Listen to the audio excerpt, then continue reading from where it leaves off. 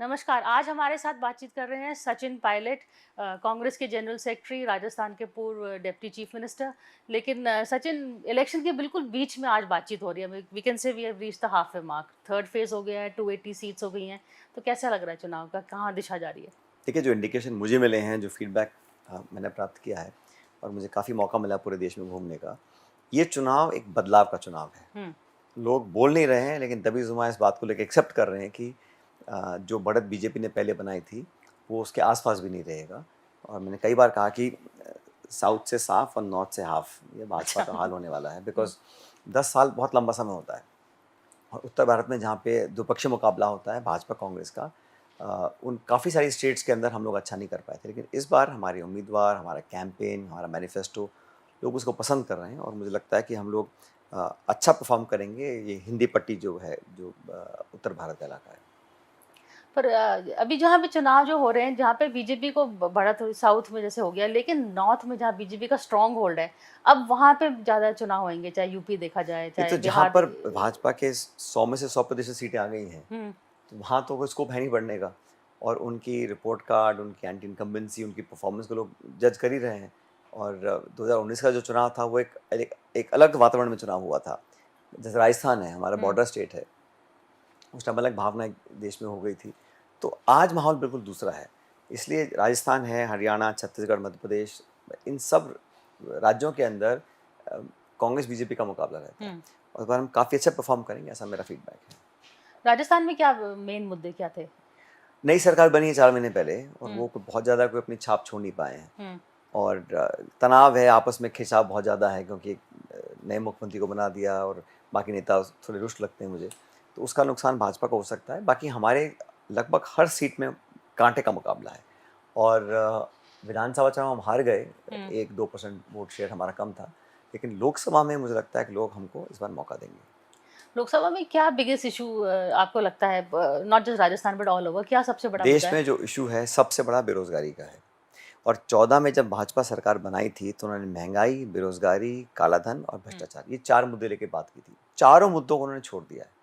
अब वो बात कर रहे हैं, आपकी भैंस चोरी हो जाएगी, कांग्रेस ले जाएगी, आपका मंगलसूत्र छीन लेंगे, आपका आरक्षण धर्म के आधार पे कर देंगे। ये हुँ। सारी बेबुनियाद बातें हैं, इनमें कोई दम नहीं है। हमारा मैनिफेस्टो बड़ा स्पष्ट है। हमने किसान, नौजवान, उद्योग, निवेश, शिक्षा, चिकित्सा, इनकी बातें करी हैं। एमएसपी पे कानून बनाने की बात की है। तो उस पे तो लोग उसको पसंद कर रहे हैं, लेकिन हमारे मैनिफेस्टो को इतना टारगेट किया है जानबूझ के बीजेपी ने, उसका लाभ हमको मिल रहा है। और बड़ा चर्चित हो गया हमारा मैनिफेस्टो। चलो। अब लोग चाव से पढ़ भी रहे हैं, पढ़ेंगे तो पसंद कर रहे हैं। तो उसका हमको बेनिफिट मिल रहा है। जितना हम पे आरोप लगा रहे हैं मैनिफेस्टो लिखने, क्योंकि मैनिफेस्टो तो एक रिटन डॉक्यूमेंट है, हुँ। उसमें आप अपने काल्पनिक अपने ख्याल नहीं डाल सकते हैं। और बीजेपी ने अभी को 5 साल में क्या करेंगे, आप किसी से पूछो मतदाता से कि भाजपा अगले 5 साल में क्या करेगी, कोई जवाब किसी के पास नहीं है, क्योंकि चर्चा में नहीं है। उनको पता है जब चुनाव होगा, आप मुसलमान, हिंदू, मंदिर, मस्जिद, मंगलसूत्र की बातें कर लो।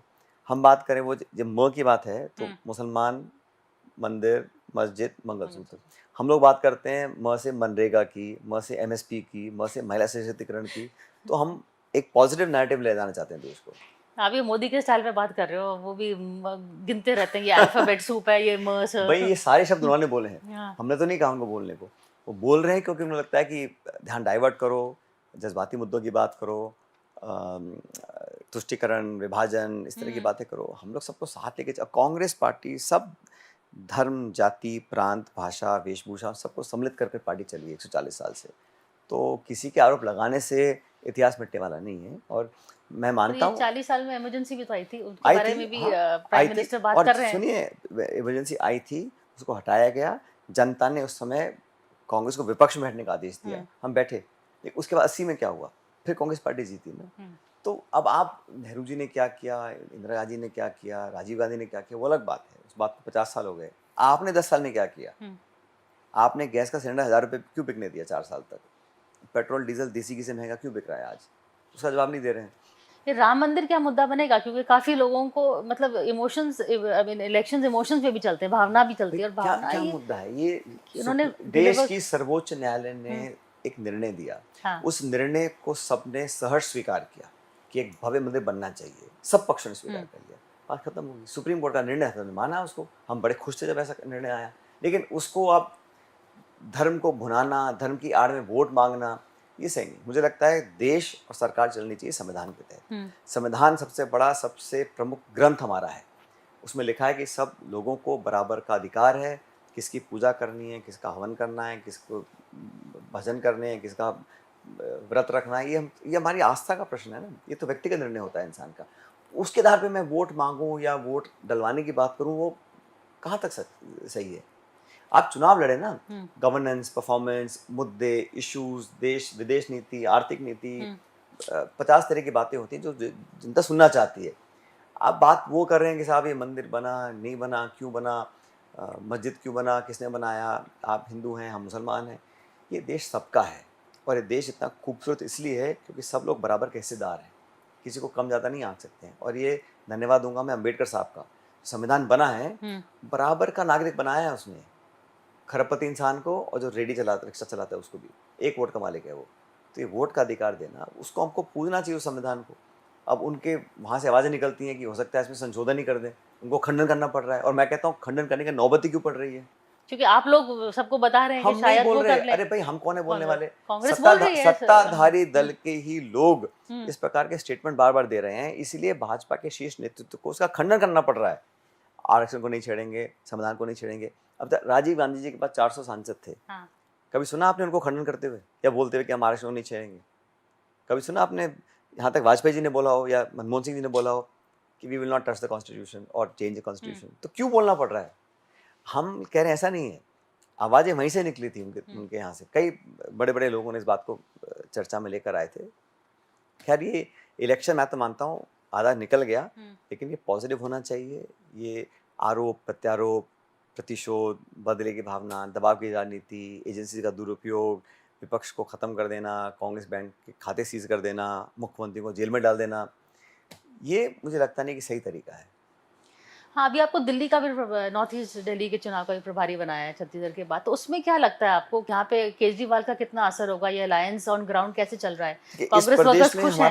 हमारा अलायंस दिल्ली में है, 4 पे आम आदमी पार्टी लड़ रही है, 3 पे हम लोग लड़ रहे हैं। और मुझे लगता है कि ये क्योंकि सरकार के नाक के नीचे है दिल्ली, यहाँ का चुनाव परिणाम बहुत कुछ दर्शाता है देश में क्या चल रहा है। क्योंकि दिल्ली में सब प्रांत के, सब धर्म के, सब समाज के लोग रहते हैं। और यहाँ पर एक 2-2 बार मेरे ख्याल यहाँ पे भाजपा जीती है सारे सांसदों की सीटें।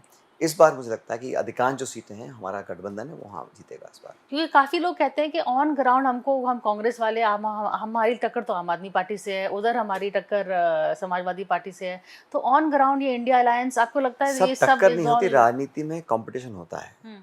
हर पार्टी अपना स्कोप बढ़ाना चाहती है, उसका ग्राउंड वर्क। लेकिन कभी कभी देश में ऐसे मौके आते हैं कि हम लोगों को सोचना पड़ता है कि मुल्क के लिए ज़रूरत क्या है, देश के लिए क्या ज़रूरत है। हम विधानसभा चुनाव लड़ सकते हैं आपस में, हमारी असहमति हो सकती है, वैचारिक मतभेद हो सकते हैं, लेकिन जो देश के सामने आज बड़ा इशू है कि अगले 5 साल तक वही सरकार रहनी चाहिए जो इस प्रकार का रवैया अपनाए हुए है। 150 सांसद को सस्पेंड कर रहे हैं आप, विपक्ष को मुक्त करना चाहते हैं। तो उस संदर्भ में इंडिया अलायंस का गठन हुआ। 2 दर्जन पार्टी इकट्ठी आई हैं और हमने अपने इंडिविजुअल इश्यूज़ को साइड में रखकर कॉम्प्रोमाइज़ किया, गिव एंड टेक किया है और एक बड़ी लड़ाई लड़ने के लिए हम लोगों ने अपने आप को तैयार किया है। ये राहुल गांधी लड़ाई तो लड़ रहे हैं लेकिन 2 जगह से लड़ रहे हैं, तो उसका भी क्या मैसेज जाता है? और अमेठी से क्यों नहीं लड़ रहे हैं? अटल बिहारी वाजपेयी 2 जगह चुनाव स्थिति? लड़े, हाँ। एल के अडवाणी 2 जगह चुनाव लड़े, सोनिया जी 2 जगह चुनाव लड़ी। कांग्रेस वर्कर्स ने डिमांड करी उत्तर भारत में, यूपी में, कि राहुल जी को लड़ना चाहिए रायबरेली से चुनाव। लेकिन एक तो छोड़ना पड़ेगा ना। वो निर्णय लिया जाएगा जब समय आएगा।